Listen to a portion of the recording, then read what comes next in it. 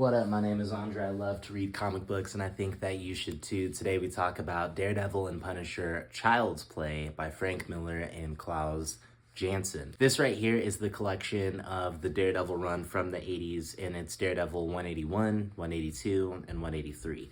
That's why it is a thicker comic book. I ended up just picking this one up randomly when I was in a comic book shop about a month or so ago, and I was very pleased to discover that this was the first time where Punisher and Daredevil finally crossed paths. Punisher's first appearance was in an Amazing Spider-Man book, and so there was a trajectory that was happening there, but this is the first time where they actually clash.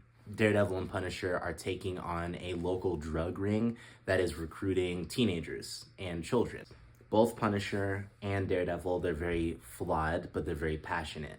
So when you have two people, one of them, Daredevil, who is optimistic, has his Catholic faith, trying to navigate the world in being Daredevil, but being a lawyer, so he's justice-based. And then you also have Punisher seeking vengeance. I love it because when you're kind of looking at it through the lens of Daredevil, Punisher seems like a maniac. But then you have the writing where you see Punisher's heart breaking because of one of the lives that he ended up taking. He discovered that this was a teenager. So we see this dynamic. He's crazy and he's broken, and yet he's balanced in a way. This book cracked me up because it really did feel like the DARE program. A lot of the initiatives where it's telling us not to do drugs, don't smoke, like all the teratogens that you can have in your life.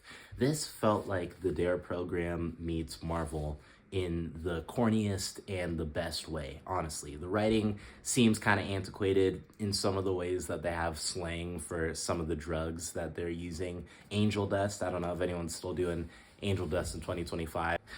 Obviously, the drug name changes and people are still doing the drugs, I get it. But saying it colloquially, I don't know if anybody's still doing that. It's awesome, though. Seriously, I think it's corniness that makes it really endearing. So overall, this is a really cool run. The art was great. Frank Miller's writing was awesome as usual when it comes to him writing Daredevil. I'm very fascinated in eventually reading the full Daredevil run by Frank Miller, but for now, this was an awesome just little introduction for me. If you have anything comic related that you think that I should read next, I would love to hear about it. If not, more power to you. Thanks so much for watching, and I'll catch you next time.